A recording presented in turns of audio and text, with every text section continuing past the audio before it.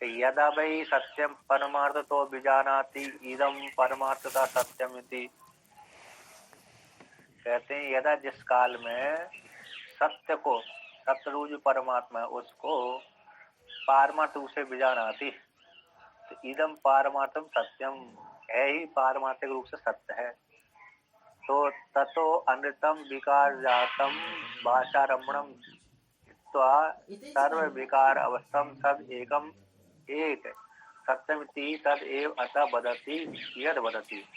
कहते हैं उससे सत्य से भिन्न जितना भी अमृत विकार समुदाय है वाणी का आलम्बन मात्र है। ऐसा वाणी का आलम्बन मात्र जो विकार समुदाय है उसको त्याग करके सर्व विकार अवस्थम, संपूर्ण विकारों में अवस्थित है। घट में सन है, पट में सन है, मठ में सन है, देवदत्त है, यज्ञदत्त है, स्त्री है, पुरुष है। तो उसमें जो सत्ता का वाचक है उसमें वो सत्य का वाचक है ना। देवदत्त जा रहा है, आ रहा है, उसमें जो है पना आ रहा है उसको सत्ता बोलते हैं। वो सत्ता ही ब्रह्म है, वही सत परमात्मा है। उसी का लक्षण सत्यम ज्ञानम अनंतम ब्रह्म है।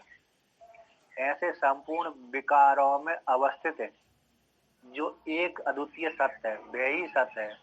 तद एव अतः बदति, उसी को ही बताती, यद बदति, जो कोई बोलता है उसी को ही बोलता है।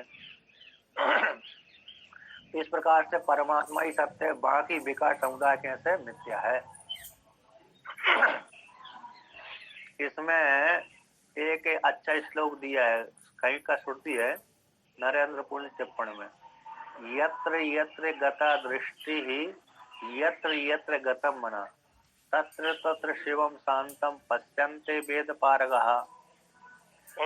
जहाँ 226 नंबर पृष्ठ पर 11वीं पंक्ति में वो उद्धृत किया गया है कि यत्र यत्र गता दृष्टि, जहाँ पर भी किसी विद्वानों की दृष्टि जाती है, और यत्र यत्र गतम मना, तो जहाँ पर भी विद्वानों का मन जाता है, तत्र तत्र शिवम शांतम, वहीं पर ही शिव कल्याण स्वरूप आत्मा को देखते हैं। कौन? पश्चंते वेद पारगा, जिन्होंने वेद का पारगामी, वेद को यथार्थ रूप से जान लिया है।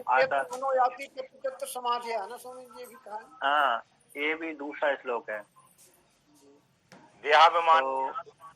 देहाभिमान गलते विज्ञाते सर्वात्मन यत्र यत्र मनोयाति तत्र तत्र समाधि, ये वाला है।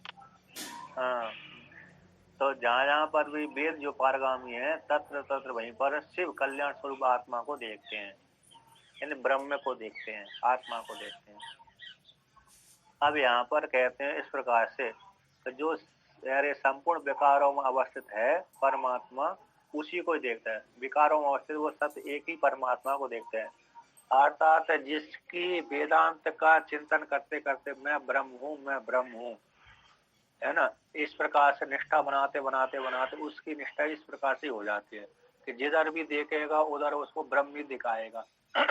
अर्थात मैं ब्रह्म हूँ, इस प्रकार से उसकी वृत्ति बनती रहेगी। जहाँ भी किसी स्त्री पुरुष से पशु पक्षी आदि को देखेगा तो उसमें उसकी भावना ये दृढ़ हो जाती है कि इसके भीतर जो चेतन परमात्मा ब्रह्म ही है और वो मेरे से भिन्न नहीं है। ऐसे एक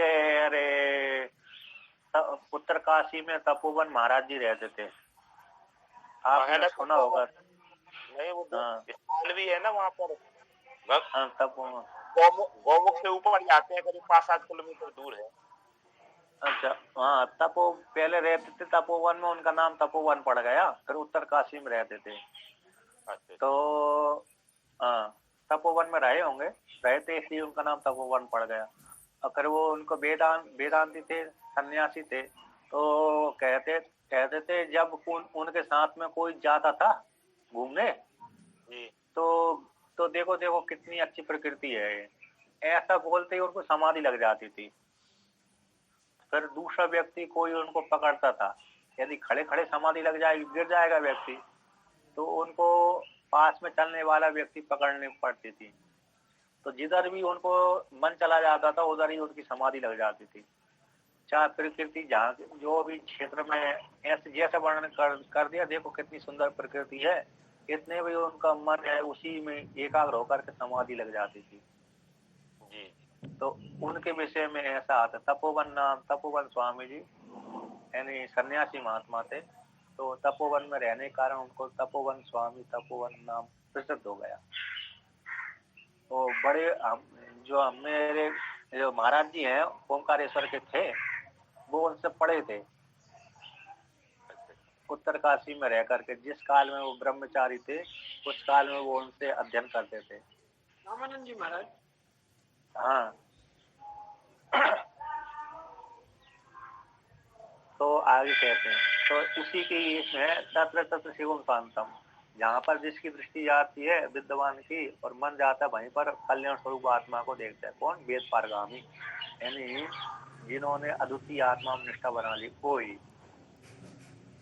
अब पूर्व पक्षी शंका करता है, नो विकारों भी सत्यमेव है, कि विकार भी सत्य ही है। तो कहाँ पर है? कहते नाम रूपे सत्यम, नाम रूप सत्य है। ताभ्याम अयम प्राणच्छन्न, इन नाम रूप के द्वारा है प्राण आच्छन्न रहता है, इसलिए ये भी प्राण कैसा सत्य है। अब आगे वर्णन का उसमें दूसरी श्रुति को देते हैं। ये बृहदारण्यक उपनिषद की 6:3 की है, और फिर आगे की श्रुति बृहदारण्यक की 2:1-20 की है। प्राण वै सत्यम तेषाम एष सत्यमिति श्रुति अंतरात है। प्राणी सत्य, इन प्राणी इंद्रिय, इंद्रिय सत्य, उन इंद्रियों के मध्य में ये प्राण सत्य है। ठीक है ना? मुख्य प्राण कैसे सत्य? पहले तो 5 ज्ञानेंद्रिय 5 कर्मेंद्रिय सत्य है, उनके मध्य में ये जो मुख्य प्राण है बाहर भी रह जाता है, वो भी सत्य है। इस प्रकार से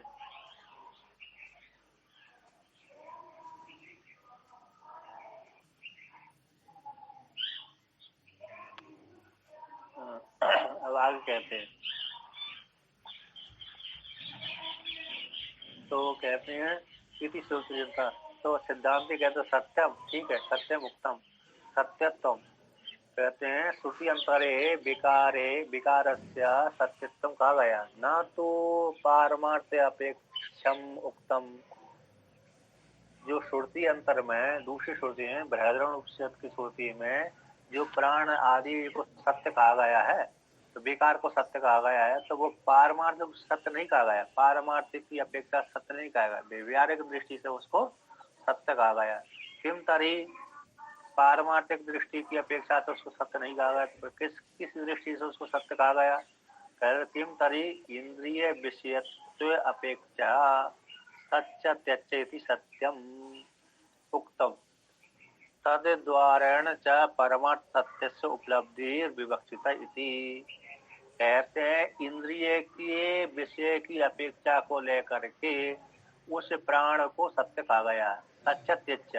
सत्यत्यचेति सत्यम, जो सत्य है एक दिखने वाला है उसको सत्य कह दिया, जो नहीं दिखने वाला है उसको अपरोक्ष परोक्ष कह दिया, त्यक्ष कह दिया।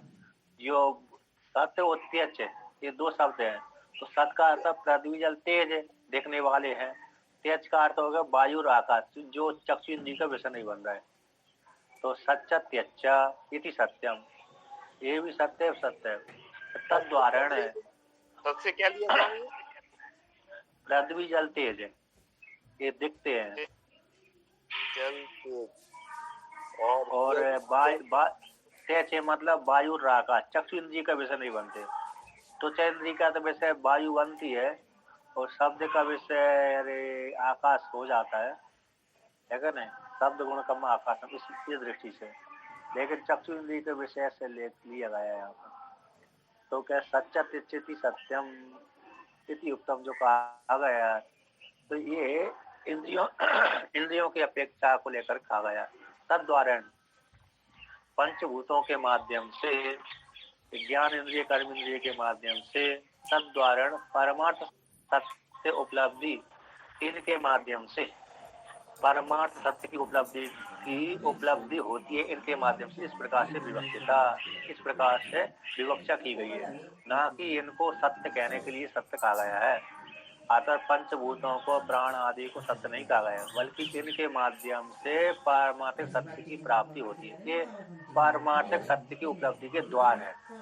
इस द्वार से इनके माध्यम से अद्वितीय आत्म सत्य की प्राप्ति होती है। कहते प्राण वै सत्यम तेषाम ऐसा सत्यम इति चौक्तम, इसलिए कहा गया प्राण सत्य है, इंद्रिय सत्य है, तेषाम उनमें ये प्राण कैसा सत्य है, इस प्रकार से कहा गया है। यानी किसकी, इनके माध्यम से, इंद्रिय और प्राण के माध्यम से निर्विशेष आत्म तत्व की उपलब्धि होती है।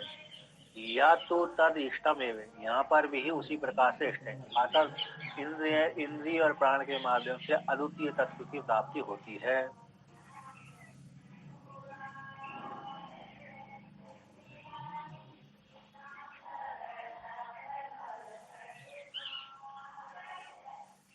यहाँ पर टीकाकार ने 15, 16, 17, 18 पंक्ति आनंद टीका में प्राणादि नाम व्यवहारिक सत्यत्व अनुवादे द्वारेण अध्यारोप अपवाद न्यायन परमार्थ सत्यस्य ब्रह्मणो अवगतिर विवक्षिता कृत्वा तेषु अपि सत्यत्व श्रुतिर अविरुद्ध इत्यर्थ।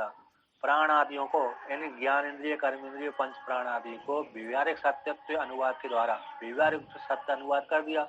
इसके माध्यम से, इस द्वार के द्वारा अध्यारोप अपवाद न्याय के द्वारा पहले अध्यारोप कर दिया ये सत्य है, फिर अपवाद कर दिया ये सत्य नहीं है।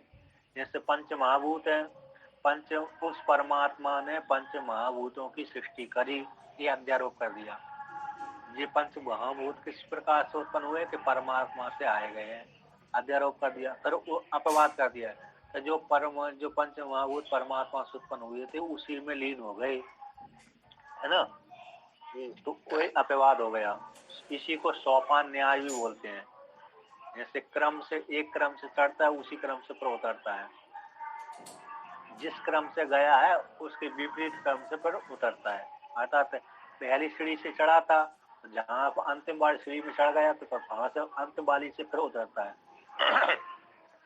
तो पहले पंच आकाश से, परमात्मा से आकाश उत्पन्न हुआ माया को लेकर के, आकाश से वायु, वायु से तेज, तेज से जल, जल से पृथ्वी, फिर पृथ्वी से पंच, ये सारे भूतादि इंद्रिय सब उत्पन्न, ये मतलब संपूर्ण जगत उत्पन्न हो गया, इससे हो गया। और संपूर्ण जगत को पृथ्वी में लीन कर दिया, फिर पृथ्वी को फिर जल में लीन कर दिया, जल को फिर तेज में लीन कर दिया, तेज को फिर वायु में लीन कर दिया, वायु को फिर आकाश में लीन कर दिया, आकाश को फिर माया समृत ईश्वर में लीन हो गया। इस प्रकार से अब बात कर दिया। तो अध्यारोप अपवाद के माध्यम से परमाणु सत्य जो ब्रह्म है उसकी अवगति हो जाती है। ये अवगति इन विवक्षा की गई है। ऐसा करके इन प्राणादि इंद्रियों को सत्य कहा गया, इसलिए कोई विरोध नहीं है। इस प्रकार से टीका में आया है।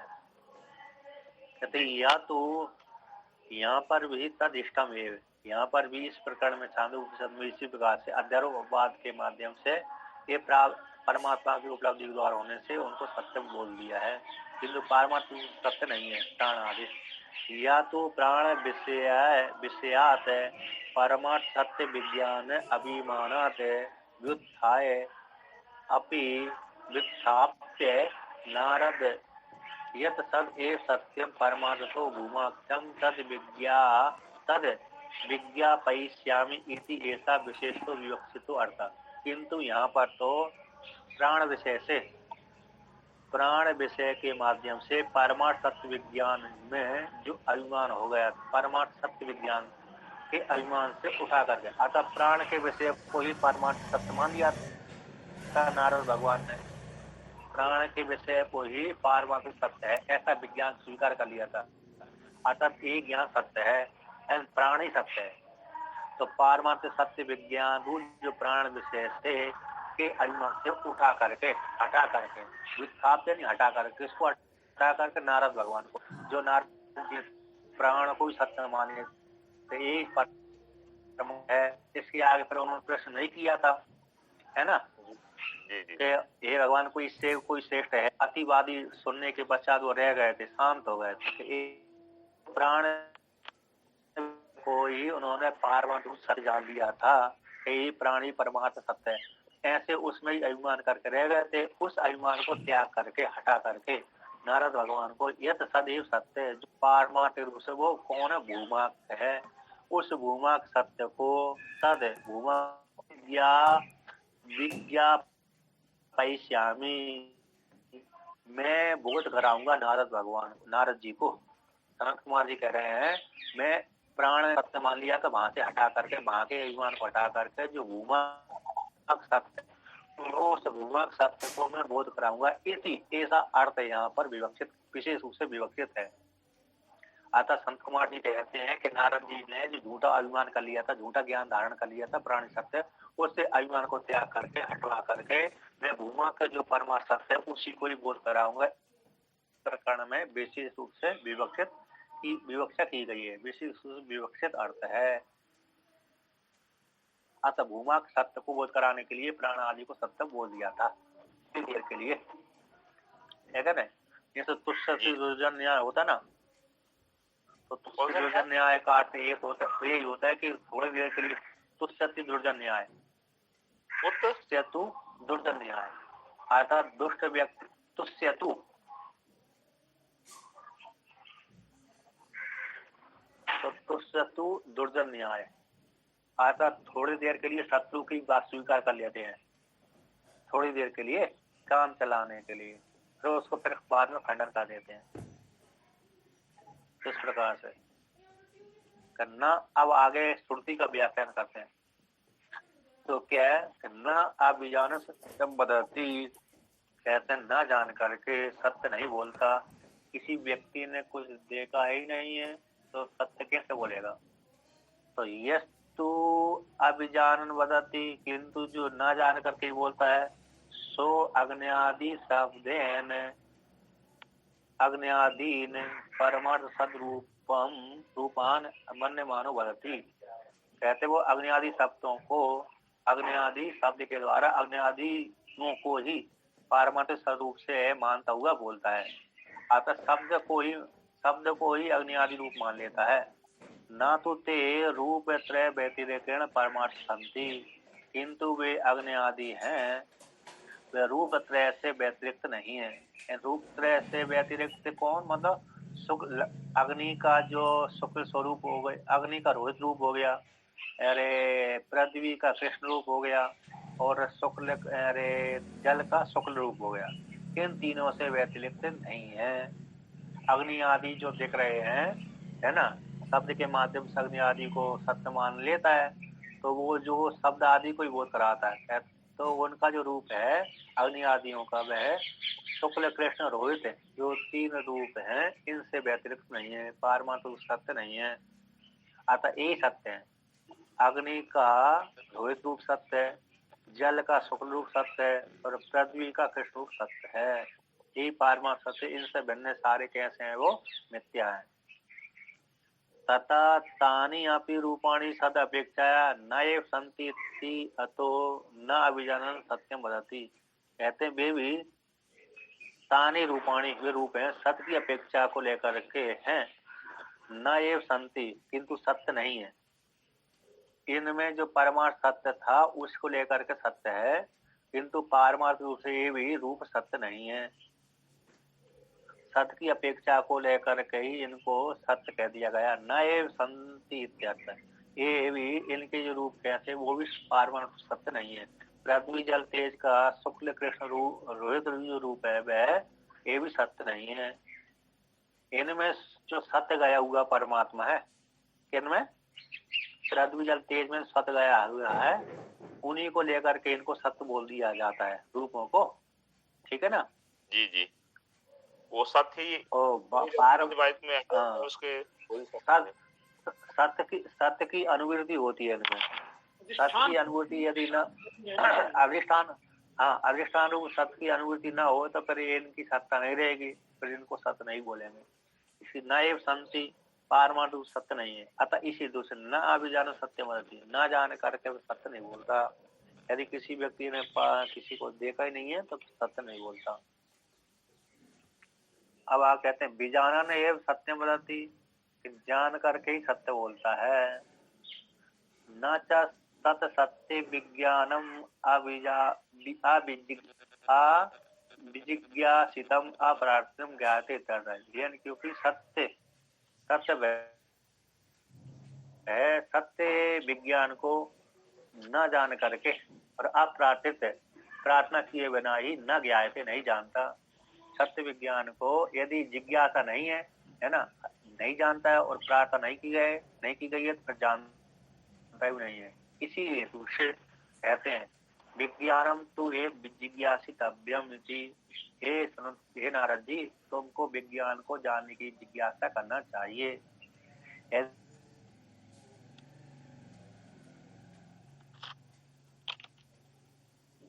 जिज्ञासा हो उसको जान लेता है। तो यदि एवं विज्ञानम भगवो जिज्ञासा, हे भगवान, तो मैं क्या विज्ञान को जानने की इच्छा करता हूँ, अर्थात जानना चाहता हूँ। या आप कहते हैं कि बिना प्रार्थना बिना जिज्ञासा ज्ञात नहीं होता, इसलिए विज्ञान की जिज्ञासा करना चाहिए।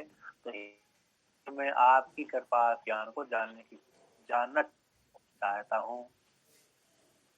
इस प्रकार से वर्णन कर दिया। एवं सत्यादीनाम च उत्तरोत्तराणाम करोति यंतानाम पूर्व हेतुत्तम व्याख्याम। इस प्रकार से सत्यादि से लेकर के, है ना, सत्यादि से लेकर के उत्तरोत्तर आगे करोति अंत तक मतलब यहाँ पर अरे जो 22वां अरे मंत्र है, अरे खंड है, उसका जो वहां पर करोति अत करोति, इस प्रकार से यदि भाई सुखम लभते अत करोति, तो करोति अंत तक कहते हैं पूर्व का कार्य उत्तर का कारण डालना चाहिए।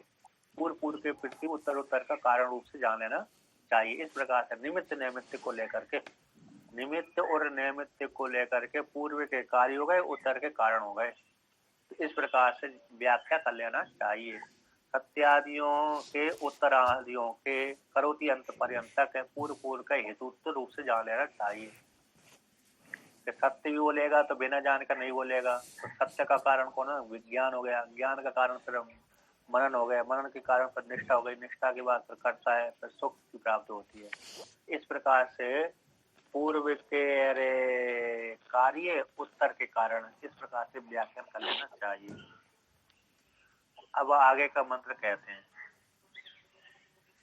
यदा वै मनुते अति विजानाति, यथा वै मनुते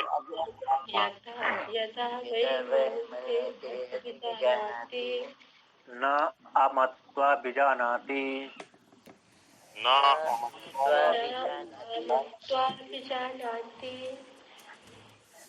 मत्वा एव विजानाति,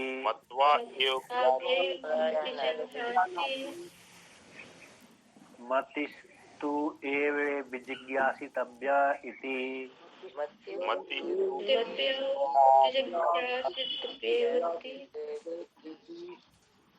मतिं भगवो विजिज्ञासा इति।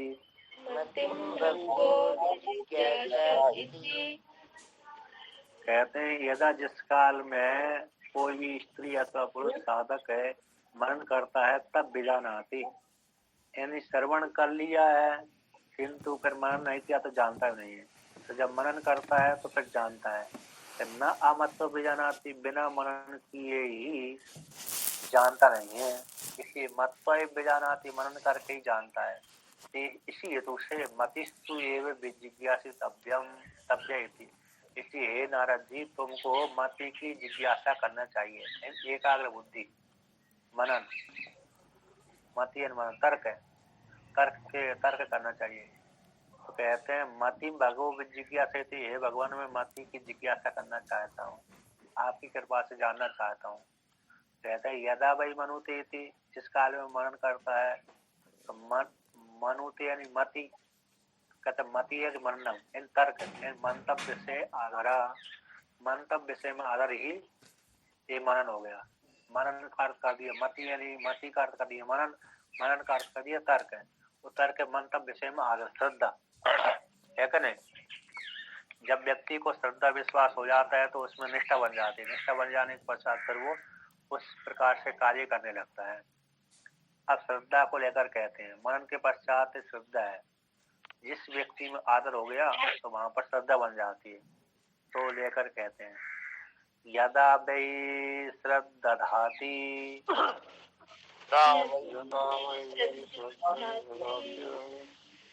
अत मनुते न अश्रद्धा धन मनुते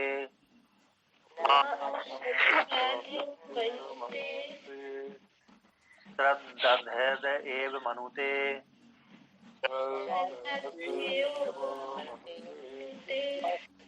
श्रद्धा तु ये जिज्ञासी तव्य इति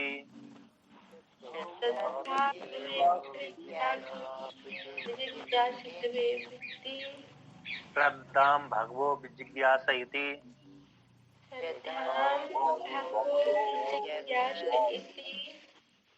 कहते हैं यदा वही श्रद्धाति जिस काल में श्रद्धा करता है अत मनुते श्रद्धा नहीं आस्तिक बुद्धि, यहाँ आस्तिक बुद्धि श्रद्धा, ये श्रद्धा का लक्षण कर दिया। आस्तिक बुद्धि आता किस गुरु के प्रति, शास्त्र के प्रति, भगवान के प्रति श्रद्धा बन जाती है तो फिर उसमें अरे दोष नहीं देखता व्यक्ति। जैसे करने की श्रद्धा आस्तिक बुद्धि, आस्तिक का क्या तात्पर्य हुआ? यानी जो बोलेगा सत्य बोलेगा, ठीक है ना। मैंने किसी के अपने आचार्य के प्रति श्रद्धा कर ली है तो उनकी वाणी के ऊपर आस्तिक बुद्धि है, वैदिक बुद्धि मतलब निष्ठा वाली, मतलब यानी जो मेरे प्रति अब अशुद्ध नहीं बोलेंगे, जो कल्याण वाली बात ही बोलेंगे। फिर मैं उनके ऊपर गुण, उनके दोषों को नहीं देख सकता, कहते ना। पूरा विश्वास है, इसको विश्वास बोलते हैं। आस्तिक विश्वास ही बोलते, हाँ आस्था वाली बुद्धि विश्वास ही बोलते हैं उसको। विश्वास हो गया ना हमको, जैसे बहुत से व्यक्ति विश्वास कर लेते हैं ना कि ये हमारे साथ धोखा नहीं देगा, है क्या नहीं, तो उसमें यही आस्तिक बुद्धि है। हिंदी में विश्वास बोल दिया, संस्कृत में आस्तिक हो गया इस प्रकार से। तो जब और दूसरा नाम हो गया उसका श्रद्धा, आस्तिक बुद्धि श्रद्धा, इसके वाणी को सुनकर के मेरा कल्याण होगा, है ना। तो यदा वही श्रद्धा, जिस काल में साधक श्रद्धा कर लेता अपने आचार्य के प्रति, गुरु के प्रति, शास्त्र के प्रति, अत मनुते फिर उसकी वाणी को मनन करता है। न अश्रद्धन मनुते, अब जिसकी निष्ठा श्रद्धा नहीं बनी, आदर नहीं बना किसके, आचार्य के प्रति, उसके वाक्य के प्रति, शास्त्र के प्रति, भगवान के प्रति, फिर उसकी फिर मनन भी नहीं करता, यानी इससे कल्याण मेरा होगा कि नहीं होगा। श्रद्धा देव मनुते, श्रद्धा वाला ही मनन करता है। श्रद्धा तू एक जिज्ञासी तव्य, इसलिए हे नारद जी तुमको श्रद्धा की उपासना करना चाहिए, जानना चाहिए। श्रद्धा भगवो जिज्ञासी थी, हे भगवान मैं आपकी कृपा श्रद्धा को जानना चाहता हूँ, जिज्ञासा करना चाहता हूँ, उपासना करना चाहता हूँ। आस्तिक बुद्धि श्रद्धा है, मनन की हेतु भूत है, कहते हैं मनन की हेतु भूत श्रद्धा को व्याकर होती आस्तिक बुद्धि। इस प्रकार से वर्णन किया।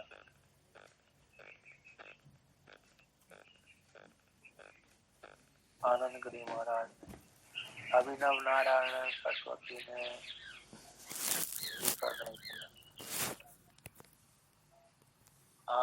गुरु लावादि दृष्ट सामग्र्या एवं तत्सिद्धि, इस प्रकार से वर्णन किया। कौन को पेज पर है? मतलब इस